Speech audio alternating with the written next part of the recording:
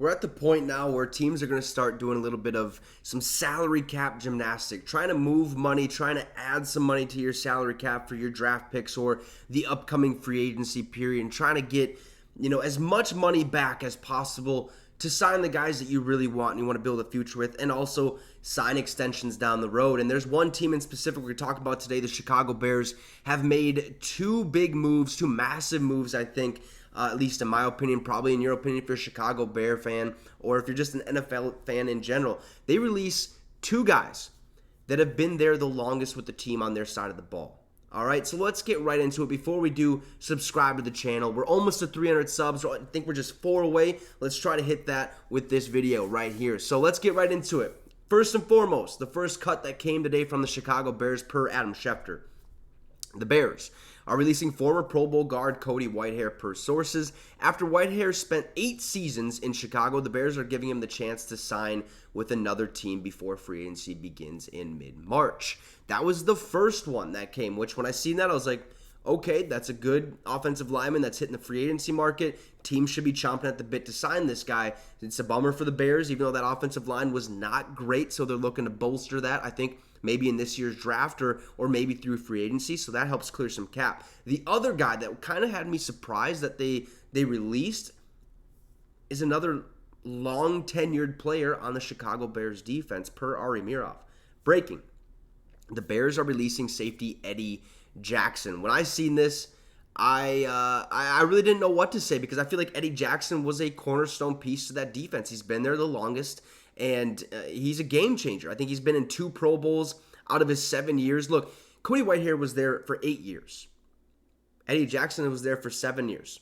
No player on Chicago's roster currently was drafted prior to 2020.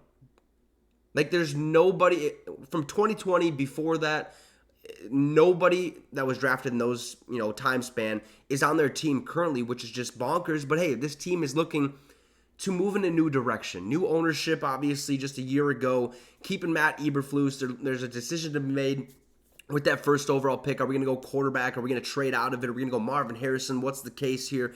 But this alone, those 2 moves, create a bunch of cap space for the Bears to really take a look at their roster and try to make the right decisions, at least hopefully make the right decisions, because we thought they did that last year. They didn't with getting DJ Moore, but hey, they got that first overall pick, so that is massive, absolutely massive for them. But per Adam Schefter, releasing guard Cody Whitehair and safety Eddie Jackson today will save the Bears approximately $21.5 million against the salary cap. Now, this number, I'm not really sure if it's 100% true, even though this is an actual insider we're looking at here.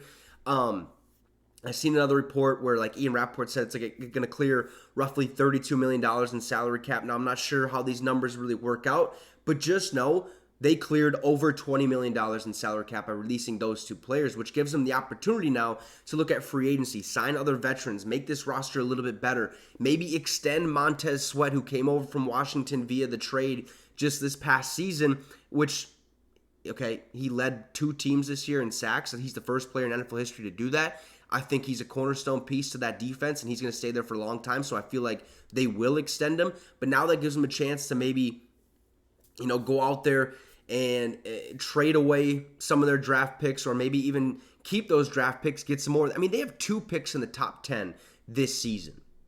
2 picks in the top 10. Okay, number 1 overall, you probably take Caleb Williams. If it were me, I'm taking Marvin Harrison.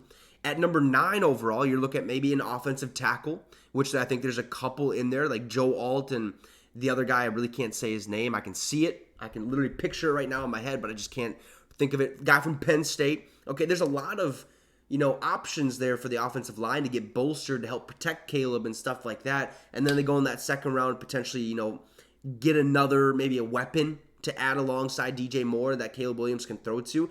But these 2 moves are massive, big-time moves. If you're a Chicago Bears fan, let me know your thoughts overall on this. I'm sure you're not too pleased about the Eddie Jackson deal. Maybe you are, okay? But the Cody Whitehair deal, I feel like most of you are saying, pretty good deal. I mean, it saves cap. Offensive line wasn't that good in the first place to begin with, so I like this. Let me know your thoughts down below in that comment section. Also, drop a like and subscribe to the channel. It'd be much Much appreciated. Have a great rest of your night, folks. And you just got your fix with the Wicks.